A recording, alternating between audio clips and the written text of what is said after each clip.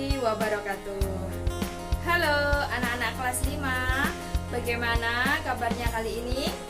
Tentunya kalian masih dalam keadaan sehat dan selalu ceria. Alhamdulillah, luar biasa. Kita sudah belajar subtema 2, tema 1. Sekarang kita lanjutkan pembelajaran 1, subtema 3, masih tema 1. Kira-kira apa yang akan kita pelajari dan apa tujuan pembelajarannya? Tujuan pembelajarannya adalah Tujuan pembelajaran 1. Dengan kegiatan membaca, siswa dapat menentukan ide pokok setiap paragraf dalam bacaan secara percaya diri. 2. Dengan menulis, siswa dapat mengembangkan ide pokok menjadi sebuah paragraf secara tanggung jawab. Nah, itu tujuan pembelajarannya. Sekarang coba kalian amati. Gambar apakah ini? Iya, betul. Ini adalah gambar tanah liat. Tentunya kalian sudah sering di lingkungan kalian melihat tanah liat. Kira-kira bisa difungsikan untuk apa? Hafiz, Alvin, Caca? Bisa difungsikan untuk kerajinan tangan. Kerajinan apa saja? Mungkin Akbar? Ayo semuanya pasti mah hebat-hebat. Bisa untuk kerajinan tangan yang difungsikan misalnya untuk peralatan dapur. Seperti misalnya ada juga untuk peralatan dapur. Kemudian pot, bisa atau vas bunga. Bisa juga benda-benda yang lain yang bisa bermanfaat bagi manusia. Bagaimana ya proses pembuatan gerabah? Jadi kerajinan tangan yang dari tanah liat itu disebut gerabah. Kalian bisa simak video berikut. Di Indonesia terkenal dengan pembuatan gerabah, yaitu di Pulau Madura. Gerabah di Pulau Madura dibuat dengan menggunakan alat-alat tradisional yang tidak jauh bedanya dengan yang sudah digunakan pada zaman prasejarah.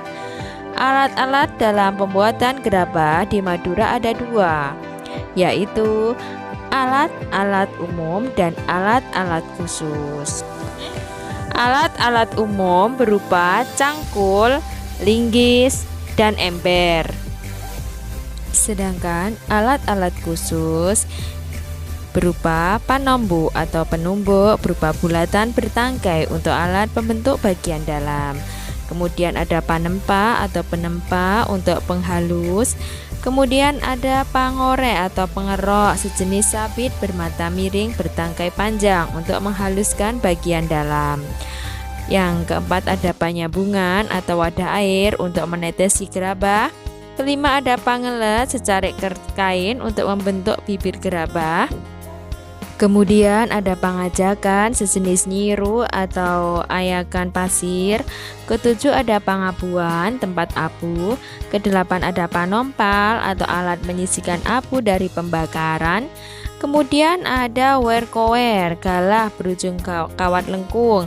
Ada pamatong sejenis pisau atau kawat pemotong tanah liat, dan ada pungku atau pembakaran gerabah. Itulah alat-alat tradisional dalam pembuatan gerabah di Pulau Madura. Nah, itu tadi video pembuatan gerabah. Kalian sudah paham? Coba kalian membuat sebuah cerita tentang bertemakan gerabah. Kalian tentukan dulu ide pokok dari cerita. Kalau sudah ditentukan ide pokoknya, baru dikembangkan menjadi cerita. Tentunya kalian hebat bisa semua ya. Selain kalian membuat cerita bertema gerabah, kalian juga membuka buku siswa halaman 124. Ada sebuah bacaan. Kalian baca dengan seksama, kemudian kalian tentukan ide pokok dari masing-masing paragraf. Tentunya dengan didampingi oleh orang tua. Tetap semangat dan selalu ceria. Itu tadi tugas-tugas hari ini di pembelajaran 1 subtema 3. Wassalamualaikum warahmatullahi wabarakatuh.